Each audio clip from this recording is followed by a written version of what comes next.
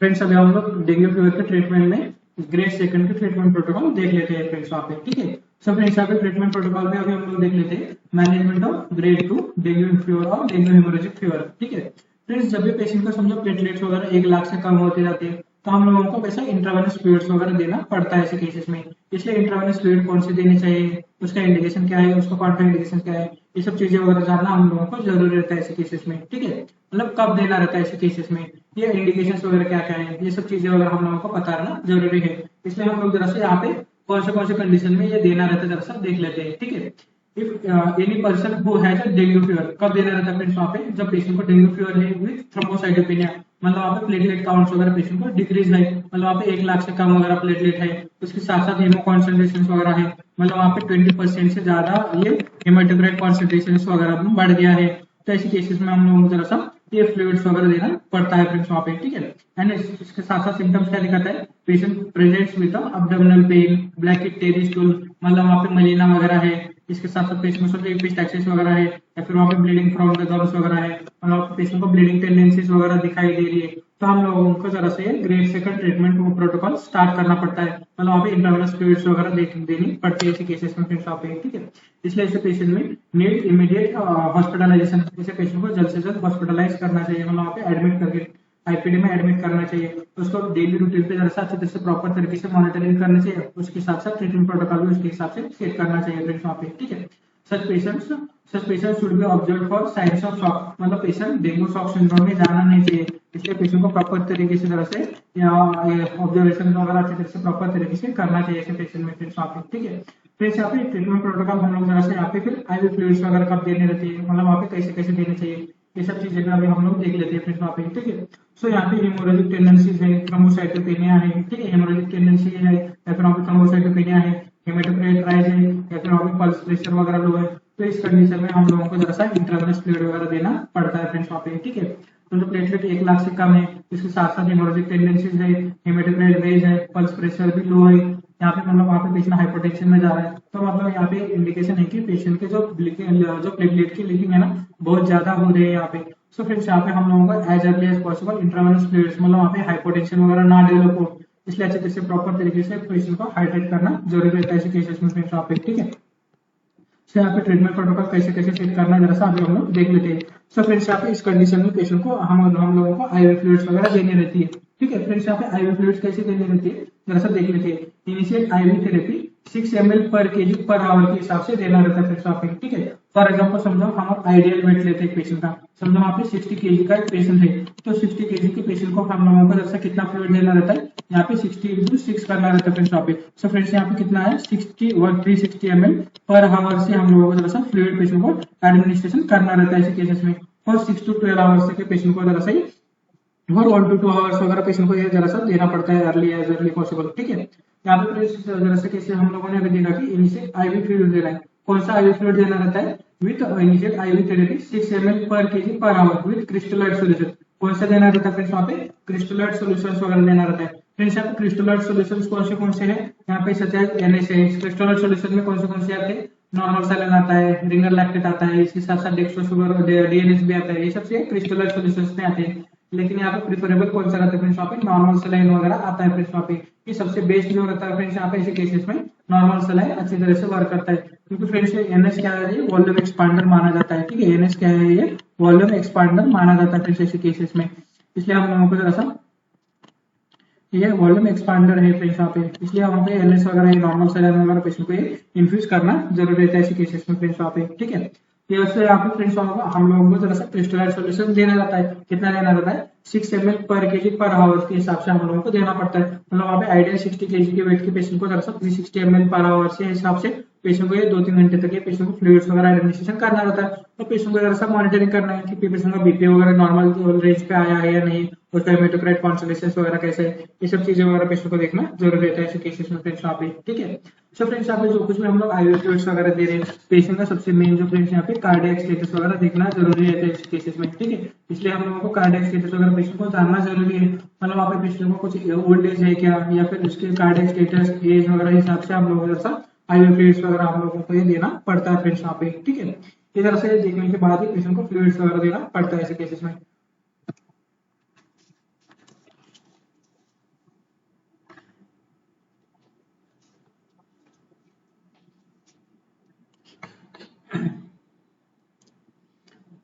So friends इतना high fluid देने के बाद समझो पेशेंट में इंप्रूवमेंट आता है, जरा से ये देखना जरूरी है। समझो पेशेंट में इंप्रूवमेंट वगैरह आ रहा है तो पेशेंट को जो हम लोग आईवी फ्लूइड्स वगैरह दे रहे हैं, तो आईवी फ्लूइड जो 6 ml पर आवर से हम लोग ये फ्लूइड्स दे रहे हैं, ठीक है, 6 ml पर आवर से जो हम लोग फ्लूइड्स दे रहे हैं, तो ये इसको जरा सा 6 ml पर केजी पर आवर से जो फ्लूइड्स वगैरह दे रहे हैं उसको जरा सा क्वांटिटी रिड्यूस करने रहती है ऐसे केसेस में, ठीक है। ये रिड्यूस कितना करना है, इसको हम लोग फिर भी 3 ml पर केजी पर आवर से एनएस और आरएल फॉर 6 to 12 आवर्स के नेक्स्ट दे सकते हैं फ्रेंड्स वहाँ पे, ठीक है। सबसे पहले हम लोग जरा से ये थ्रोम्बोसाइटोपेनिया वगैरह ये सब चीजें वगैरह डिफाइन कर लेते हैं। तो पेशेंट को सबसे पहले स्टार्टिंग में 6 ml पर केजी पर आवर के हिसाब से 1 या 2 घंटे के लिए पेशेंट को फ्लूइड इतना देना रहता है। समझो पेशेंट में इंप्रूवमेंट वगैरह आ रहा है, ये सब चीजें देखने के बाद समझो पेशेंट में इंप्रूवमेंट आ रहा है तो हम लोगों को जरा सा ये फ्लूइड्स वगैरह देना, फ्लूइड का क्वांटिटी जरा सा रिड्यूस करना रहता है। कितना रिड्यूस करना रहता है, 3 ml पर केजी पर आवर के हिसाब से देना रहता है। मतलब हम लोग एक घंटे में 360 ml पेशेंट को फ्लूइड दे रहे हैं तो हम लोगों को ये इंप्रूवमेंट वगैरह आने के बाद पेशेंट को कितना रहता है 330 ml वगैरह या फिर 340 ml वगैरह पर आवर के हिसाब से ये पेशेंट को जरा सा फ्लूइड वगैरह के हिसाब से नेक्स्ट 6 to 12 आवर्स तक के पेशेंट को जरा सा फ्लूइड एडमिनिस्ट्रेशन करना रहता है, ठीक है। ये सब चीजें वगैरह है ना फ्रेंड्स, यहाँ पे जो कितना फ्लूइड देना है, कितना फ्लूइड वगैरह जरा सा यहाँ पे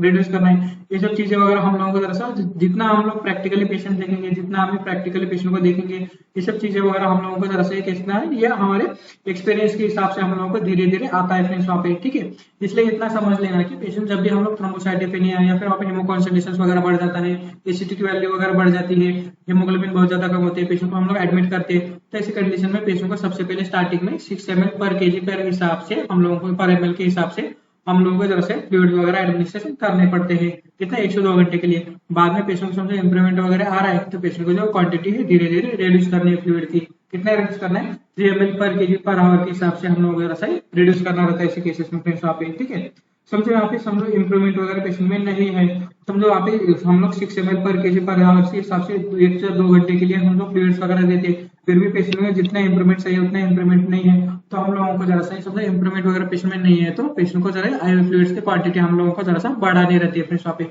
जो कुछ भी हम लोग क्रिस्टलाइट सॉल्यूशंस वगैरह दे रहे हैं, समझो यहाँ पे NaCl वगैरह दे रहे हैं, उसकी क्वांटिटी जरा सा बढ़ानी है हम लोगों को, ठीक है। इनकी क्वांटिटी कितना बढ़ानी है 10 ml पर केजी पर आवर के हिसाब से फिर से 2 घंटे के लिए फ्लूइड्स वगैरह हम लोगों को एडमिनिस्ट्रेशन करना रहता है, ठीक है। मतलब वहाँ पे पेशेंट 60 केजी के वेट के पेशेंट के लिए 600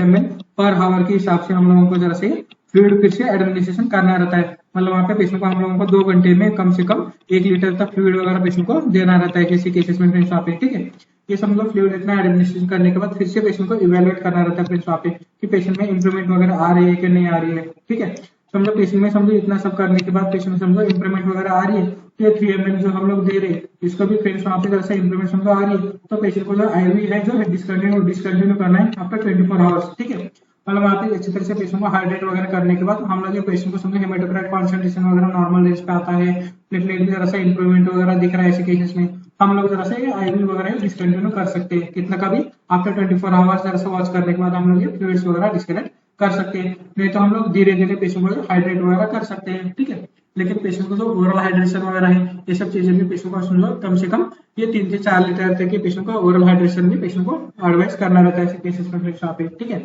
अभी हम लोग देख लेते हैं फ्रेंड्स वहाँ पे समझो हम लोग जो इंक्रीज डोज कर रहे थे NaCl वगैरह 10 ml पर केजी पर आवर के हिसाब से हम लोग 2 घंटे के लिए देते हैं, समझे इससे भी करने के बाद भी समझो पेशेंट में इंप्रूवमेंट वगैरह नहीं है तो हम लोग जरा सा वाइटल साइंस वगैरह समझो अनस्टेबल लगती है तो जरा सा और हमें आगे सोचना पड़ता है फ्रेंड्स वहाँ पे, ठीक है। या फिर वहाँ पे समझो पेशेंट को 10 ml पर केजी पर आवर के हिसाब से समझो फ्लूइड्स वगैरह देते हैं तो ऐसे केसेस में समझो पेशेंट में इंप्रूवमेंट वगैरह आती है तो हम लोगों को जैसा धीरे धीरे पेशेंट को जो है आईवी फ्लूइड्स वगैरह रिड्यूस करने रहते हैं फ्रेंड्स वहाँ पे। जैसे कि हम लोग 10 ml पर केजी पर आवर दे रहे थे उसके बाद में हम लोग जरा सा ये फ्लूइड की क्वांटिटी कम करनी है, मतलब वहाँ पे 6 ml पर केजी पर आवर के हिसाब से हम लोग जरा सा रिड्यूस करना रहता है और समझो वहाँ पे फर्दर और वहाँ पे समझो इंप्रूवमेंट वगैरह दिख रहा है पेशेंट में तो पेशेंट में धीरे धीरे हम लोग फ्लूइड की क्वांटिटी दे रहे हैं ना, फ्लूइड की क्वांटिटी धीरे धीरे कम करना चाहिए क्योंकि फ्रेंड्स क्या होता है ओवर हाइड्रेशन वगैरह करती है तो पेशेंट कैसे फ्लूइड ओवरलोड में भी चले जा सकता है। इसलिए जरा सा जो कुछ भी हम लोग जरा सा फ्लूइड वगैरह ये मैनेजमेंट कर रहे हैं ये जरा सा हम लोगों को देखना पड़ता है कि पेशेंट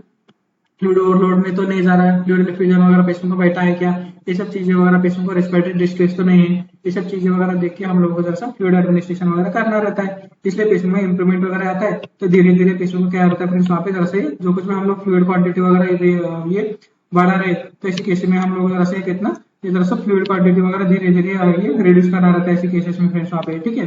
सो फ्रेंड्स यहाँ पे समझो फ्लूइड वगैरह पेशेंट को समझो अच्छी तरह से इंप्रूवमेंट वगैरह आ रहा है, तो ये फ्लूइड क्वांटिटी जो है हम लोग ये डिसकंटिन्यू कर सकते हैं आफ्टर 20 to 48 आवर्स के बाद में हम लोग ये डिसकंटिन्यू कर सकते हैं फ्रेंड्स वहाँ पे, ठीक है। बाद में समझो इतना करने के बाद भी समझो पेशेंट में इंप्रूवमेंट वगैरह नहीं है, तो हम लोगों को जैसे वाइटल साइंस वगैरह समझो अनस्टेबल लगते हैं, मतलब वहाँ पे समझो टकीकार्डिया वगैरह है, समझो वहाँ पे टकीकार्डिया है, ब्लड प्रेशर जो है ब्लड प्रेशर भी पेशेंट समझो हाइपरटेंशन में चले जा रहा है, इसके साथ साथ हेमेटोक्राइट कॉन्सेंट्रेशन भी अगर समझो वहाँ पे डिक्रीज हो रहा है, मतलब वहाँ पे पेशेंट को ब्लीडिंग वगैरह हो रही है, इसके साथ साथ प्लेटलेट भी डिक्रीज हो रहे हैं, तो फिर यहाँ पे क्या होता है, ये डेंगू शॉक सिंड्रोम के अर्ली साइंस वगैरह है, ठीक है। मतलब पेशेंट में हाइपरटेंशन हो रहा है, इसके साथ साथ पेशेंट को टकीकार्डिया वगैरह डेवलप हो रहा है, तो ये अर्ली साइन है कि फ्रेंड्स वहाँ पे डेंगू शॉक सिंड्रोम में पेशेंट चला जा रहा है, तो हम लोग अगर अर्ली वहाँ पे ब्लड ट्रांसफ्यूजन या फिर वहाँ पे हेमेटोक्राइट जो है ये बढ़ाने के लिए वहाँ पे जरा सा समझो वहाँ पे अर्ली एज पॉसिबल जरा सा हम लोग को कोलाइड सोल्यूशन भी यूज करनी पड़ती है। सो फ्रेंड्स यहाँ पे कोलाइड सोल्यूशन वगैरह कैसे कैसे वर्क करते हैं जरा सा देख लेते हैं, ठीक है। समझो पेशेंट अच्छी तरह से स्टेबल होता है तो हम लोग ये डिसकंटिन्यू कर सकते हैं कि यहाँ पे जो फ्लूइड्स वगैरह यूज कर रहे हैं हम लोग ये डिसकंटिन्यू कर सकते हैं 24 या फिर 48 आवर्स के बाद में वगैरह। ये सब करने के बाद भी पेशेंट में समझो इंप्रूवमेंट वगैरह नहीं है, तो ऐसे केसेस में फ्रेंड्स वहाँ पे जरा सा हम लोगों को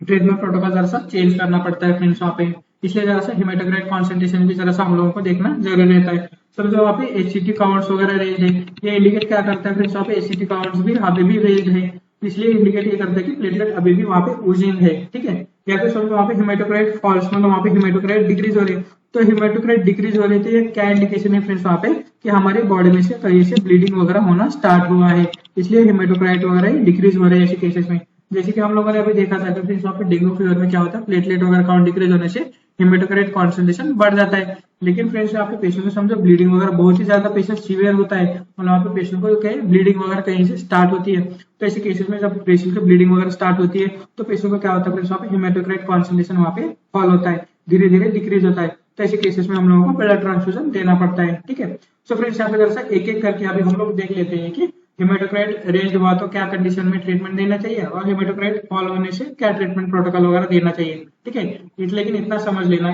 कि यहाँ पे समझो हेमेटोक्राइट वगैरह फॉल होता है तो क्या है बहुत ज्यादा सीरियस कंडीशन रहती है ऐसे केसेस में, क्योंकि फ्रेंड्स वहाँ पे डेंगू के एकदम लास्ट स्टेज में क्या होता है पेशेंट को हेमेटोक्राइट वगैरह डिक्रीज होते हैं, पेशेंट को ब्लीडिंग वगैरह स्टार्ट होता है, तो ऐसे केसेस में हम लोगों को as early as possible blood transfusion हो गया या फिर वहाँ पे प्लेटलेट ट्रांसफ्यूजन वगैरह एक एक करके हम लोगों को जरा सा देना पड़ता है ऐसे केसेस में फ्रेंड्स वहाँ पे, ठीक है। तो फ्रेंड्स यहाँ पे जरा सा हेमेटोक्राइट रेज वगैरह पेशेंट समझो ये सबसे पहले देखेंगे हेमेटोक्राइट रेज है तो फ्रेंड्स ये इंडिकेशन क्या है वहाँ पे अभी भी प्लेटलेट जो है डिक्रीज हो रहे हैं, ठीक है। सो फ्रेंड्स यहाँ पे ये सब क्रिस्टलाइट सॉल्यूशंस वगैरह देने के बाद भी पेशेंट को इंप्रूवमेंट वगैरह नहीं आ रहा, तो हम लोगों को क्या फ्रेंड्स वहाँ पे आईवी जो है कोलाइड सॉल्यूशन देने पड़ते हैं। फ्रेंड्स ये कोलाइड सॉल्यूशन और क्रिस्टलाइट सॉल्यूशन में डिफरेंस क्या है जरा सा अभी हम लोग देख लेते हैं। ये कोलाइड सॉल्यूशन है ना फ्रेंड्स, ये कोलाइड सॉल्यूशन क्या करते हैं हमारे बॉडी में फ्रेंड्स वहाँ पे जो as compare to crystalloid solution इसका जो वॉल्यूम है बहुत ज्यादा, मतलब वहाँ पे वॉल्यूम ग्रेटर देन रहता है, मतलब वहाँ पे जो समझो फ्लूइड्स वगैरह जो है फ्रेंड्स वहाँ पे जो कैपिलरी फ्रैगिलिटी वजह से समझो लीक हो रहे हैं, ठीक है। ये क्रिस्टलाइट सॉल्यूशन भी समझो यहाँ पे लीक हो रहे हैं, तो फ्रेंड्स यहाँ पे कोलाइड्स का क्या रहता है वॉल्यूम ज्यादा रहता है, मतलब वहाँ पे जो पोरस जो रहता है कैपिलरी का जो पोरस रहता है जिसमें कि फ्रेंड्स ये कैपिलरी के पोरस में से समझो प्लेटलेट्स वगैरह ये लीक हो रहे हैं, तो फिर से कोलाइड्स का वॉल्यूम ज्यादा रहने से क्या होता है फ्रेंड्स वहाँ पे उसकी साइज ज्यादा रहने से, ठीक है। कोलाइड सॉल्यूशन की समझो साइज ज्यादा रहने से ये क्या होता है फ्रेंड्स वहाँ पे कैपिलरी में से लीक नहीं होता, ठीक है। ये क्या होता है कैपिलरी में से लीक नहीं हो पाता, इसलिए कोलाइड सॉल्यूशन क्या करता है हमारे अच्छे खासे ब्लड ये क्या होता है ब्लड का एक्सपांड, मतलब ये वॉल्यूम एक्सपांड करती है, इसलिए इसको वॉल्यूम एक्सपांडर भी कहा जाता है ऐसे केसेस में फ्रेंड्स वहाँ पे, ठीक है। इसलिए जो है वहाँ कोलाइड्स वगैरह है ये कोलाइड्स वगैरह है फ्रेंड्स वॉल्यूम एक्सपांडर करके यूज किया जाता है, जैसे कि सर्जिकल पेशेंट में जहाँ पे समझो वॉल्यूम एकदम डिप्लीट हो जाता है या फिर वहाँ पे पेशेंट समझो एकदम सडन शॉक में वगैरह चले जाता है, ऐसे शॉक के पेशेंट में वगैरह कोलाइड सॉल्यूशन कई बार यूज किया जाता है, क्योंकि फ्रेंड्स वहाँ पे उसका जो पार्टिकल्स का जो साइज है साइज ग्रेटर बिगर रहता है, ठीक है। साइज इसका साइज ग्रेटर रहता है, इसलिए ब्लड वॉल्यूम में से समझो कैपिलरी में से लीक नहीं हो पाती है, ठीक है। इसलिए ब्लड का जो वॉल्यूम है बढ़ा देते हैं, इसलिए शॉक के पेशेंट में वगैरह ये कोलाइड सॉल्यूशन वगैरह यूज किए जाते हैं फ्रेंड्स वहाँ पे, ठीक है। यहाँ पे कोलाइड सॉल्यूशन में फ्रेंड्स वहाँ पे कौन से आते हैं, यहाँ पे डेक्स्ट्रान है, जेल इन्फ्यूजन है, बहुत सारे ऐसे इन्फ्यूजन वगैरह है, या फिर अल्बुमिनो है, ये कोलाइड सॉल्यूशन में आते हैं। लेकिन फ्रेंड्स ऐसे केसेस में जरा से डेक्स्ट्रान नाम का एक आईवी फ्लूइड आता है, ठीक है। कौन सा नाम का आता है डेक्स्ट्रान 40, ये डेक्स्ट्रान 40% ये डेक्स्ट्रान के आयरन फ्लूइड आता है फ्रेंड्स वहाँ पे मार्केट में, डेक्स्ट्रान 40% 40 ये कोलाइड सॉल्यूशन हम लोग ये पेशेंट को दे सकते हैं, ठीक है। ऐसे ये शॉक के पेशेंट में वगैरह है, ठीक है, शॉक के पेशेंट में अच्छी तरह से यूज करता है फ्रेंड्स वहाँ पे, ठीक है। सो फ्रेंड्स डेक्स्ट्रान कितना देना रहता है 40 मतलब 40 का देना रहता है, डेक्स्ट्रा 40 10 ml पर केजी पर आवर के हिसाब से 1 आवर तक पेशेंट को देना रहता है। मतलब कम से कम एक घंटे में पेशेंट को कम से कम कितना 1 लीटर तक के फ्लूइड पेशेंट को जो कोलर सोल्यूशन जो है डेक्स्ट्रा पेशेंट को ऐसे शॉक के पेशेंट में देना रहता है फ्रेंड्स वहाँ पे, ठीक है। इसलिए जरा सा अच्छी तरह से बीपी वगैरह भी मॉनिटरिंग करनी रहती है, हार्ट रेट वगैरह मॉनिटरिंग करनी रहती है, पेशेंट को टैकीकार्डिया वगैरह हाइपोटेंशन वगैरह कितना डेवलप है, ये जरा सा कंपेयर करने से हम लोग जरा सा अच्छी तरह से पेशेंट को जरा सा ये डेक्स्ट्रान वगैरह जो कुछ भी कोलर सोल्यूशन अच्छी तरह से पेशेंट को देना रहता है ऐसे केसेस में फ्रेंड्स वहाँ पे, ठीक है। जरा सा देख के जरा सा पेशेंट को जरा सा इंप्रूवमेंट वगैरह कितना होता है ये सब चीजें देख के हम लोगों को जरा सा ये दे सकते हैं, ठीक है। समझो पेशेंट में ये कोलर सोल्यूशन मतलब डेक्स्ट्रान देने से इंप्रूवमेंट वगैरह आ रही है, ठीक है, तो पेशेंट को जरा से कोलर सोल्यूशन सिर्फ 1 घंटे के लिए देना रहता है, मतलब यहाँ पे शॉर्ट पीरियड के लिए ही देना रहता है फ्रेंड्स वहाँ पे, ठीक है, क्योंकि वहाँ पे ब्लड वॉल्यूम बहुत ज्यादा वहाँ पे बढ़ जाता है। तो ऐसी कंडीशन में जरा सा हम लोगों को जरा सा पेशेंट में इंप्रूवमेंट वगैरह है तो कोलर सोल्यूशन वगैरह स्टॉप करके हम लोगों को फिर से ये क्रिस्टलाइज सोल्यूशन पे पेशेंट को शिफ्ट करना रहता है ऐसे केसेस में, ठीक है। ये क्रिस्टलाइज सोल्यूशन भी पेशेंट को रिड्यूस धीरे धीरे उसका फ्लो भी रिड्यूस करना है, 10 ml पर केजी पर आवर से 6 ml पर केजी पर आवर तक देना रहता है। जैसे जैसे पेशेंट में इंप्रूवमेंट आता है वैसे वैसे पेशेंट की क्वांटिटी वगैरह फ्लूइड की वो धीरे धीरे कम करनी है, मतलब वहाँ पे 6 ml टू 3 ml करना रहता है। बाद में पेशेंट को जरा सा ये सब चीजें वगैरह देखने के बाद जरा सा पेशेंट को कैसा रहता है ये इंप्रूवमेंट वगैरह देखने के बाद पेशेंट को धीरे धीरे हम लोग ये डिसकंटिन्यू कर सकते हैं फ्लूइड वगैरह, ठीक है। लेकिन यहाँ पे इतना ध्यान में रखना कि फिर जैसे कि हम लोग ये कोलर सोल्यूशन वगैरह दे रहे हैं, कोलर सोल्यूशन वगैरह दे रहे हैं, मतलब डेक्स्ट्रान वगैरह दे रहे हैं, ये घंटे के लिए देना रहता है। जैसे जैसे पेशेंट में इंप्रूवमेंट वगैरह आती है तो वैसे वैसे धीरे धीरे पेशेंट को क्या करना रहता है वहाँ पे क्रिस्टलाइज सोल्यूशन पे शिफ्ट करना रहता है, ठीक है। तो इसलिए क्रिस्टलाइज सोल्यूशन पे शिफ्ट करने के बाद भी पेशेंट का जो हम लोग जो वॉल्यूम की क्वांटिटी है वो भी धीरे धीरे कम करने रहती है, ठीक है। ये जरा सा चार्ट वगैरह है ना अच्छी तरह से देख लेना जरा सा समझने के लिए, ये रिपीटेशन जरा सा 2-3 बार देखने के बाद हम लोगों को अच्छी तरह से समझ में आएगा कि क्रिस्टलाइज सोल्यूशन कब देना है, कलर्ड सोल्यूशन वगैरह कब देना है पेशेंट में फ्रेंड्स वहाँ पे, ठीक है। इसलिए पेशेंट को इंप्रूवमेंट वगैरह देखने के बाद पेशेंट को जब हम लोग फ्लूइड्स वगैरह दे रहे हैं उसकी भी क्वांटिटी धीरे धीरे देने रहते हैं ऐसे केसेस में, ठीक है। बाद में आफ्टर 24 आवर्स या फिर 48 आवर्स में फ्लूइड्स वगैरह डिसकंटिन्यू कर सकते हैं फ्रेंड्स वहाँ पे, ठीक है। इसके बाद में इंप्रूवमेंट साइन क्या है, वहाँ पे जरा सा वाइटल साइंस वगैरह क्या है, ये भी चीजें हम लोग एक एक करके धीरे धीरे देखेंगे। लेकिन जरा सा अभी हम लोग एक पार्ट और देख लेते हैं जिसके हम लोगों ने अभी देखा था कि हेमाटोक्राइट रेज होने के बाद हम लोगों को फ्लूइड्स वगैरह क्या देना चाहिए, ये हम लोगों ने अभी देखा। अभी हम लोग देख लेते हैं कि सब लोग पेशेंट में ब्लीडिंग वगैरह स्टार्ट होती है, ये क्या था फ्रेंड्स वहाँ पे डेंगू सब लोग शॉक सिंड्रोम में जाता है, तो इस तरीके से हम लोगों को जरा सा ट्रीटमेंट प्रोटोकॉल सेट करना रहता है। इनके समझो अभी हम लोग यहाँ पे देख लेते हैं कि पेशेंट को समझो डेंगू हेमोरेजिक फीवर है तो क्या ट्रीटमेंट देना चाहिए। समझो पेशेंट को ब्लीडिंग वगैरह स्टार्ट हो रही है तो फ्रेंड्स यहाँ पे जैसे कि मैंने अभी बोला कि हेमाटोक्राइट्स जो है फॉलो होते हैं, मतलब वहाँ पे हेमाटोक्राइट वगैरह डिक्रीज हो जाते हैं क्योंकि वहाँ पे ब्लीडिंग वगैरह हो रही है, मतलब आरबीसी वगैरह वहाँ पे कम हो रहे हैं, तो ऑटोमेटिकली हेमाटोक्राइट भी वहाँ पे धीरे धीरे कम होते हैं। तो ऐसे केसेस में हम लोगों को जरा ब्लड ट्रांसफ्यूजन वगैरह देना रहता है फ्रेंड्स वहाँ पे, ठीक है। फ्रेंड्स यहाँ पे ब्लड ट्रांसफ्यूजन के साथ साथ हम लोगों को जरा मैक्सिमम टाइम में हम लोग यहाँ पे प्लेटलेट ट्रांसफ्यूजन देते हैं वैसे पेशेंट में, ठीक है। फ्रेंड्स यहाँ पे प्लेटलेट ट्रांसफ्यूजन वगैरह दे रहे तो जरा सा हम लोगों को प्लेटलेट ट्रांसफ्यूजन देते हैं तो जरा सा हम लोगों को जरा सा प्लेटलेट के बारे में जानना जरूरी है ऐसे केसेस में फ्रेंड्स यहाँ पे, ठीक है। फ्रेंड्स यहाँ पे हम लोग आउटसाइड से सब लोग प्लेटलेट्स वगैरह इंट्रोड्यूस कर रहे हैं, तो फ्रेंड्स यहाँ पे प्लेटलेट्स की नॉर्मल वैल्यू कितनी है या फिर वहाँ पे समझो प्लेटलेट्स के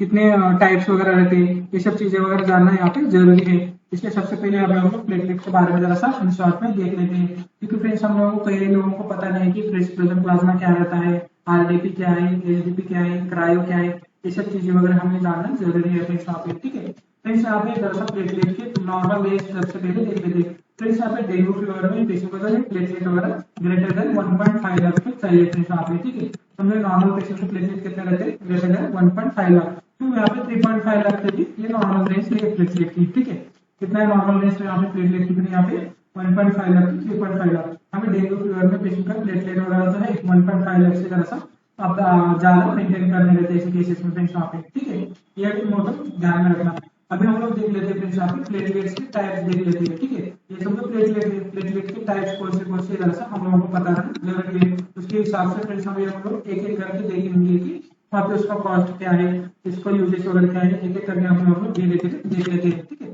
फ्रेंड्स यहाँ पे सबसे पहले अभी हम लोग प्लेटलेट के टाइप में देख लेते हैं कौन से। यहाँ पे फ्रेंड्स आता है सबसे पहले एफएफपी मतलब क्या रहता है फ्रेंड्स वहाँ पे फ्रेश फ्रोजन प्लाज्मा, ठीक है। एफएफपी मतलब क्या है फ्रेंड्स वहाँ पे फ्रेश फ्रोजन प्लाज्मा। बाद में आता है फ्रेंड्स वहाँ पे सेकंड नंबर पे आरडीपी, ठीक है। क्या आता है फ्रेंड्स वहाँ पे सेकंड नंबर पे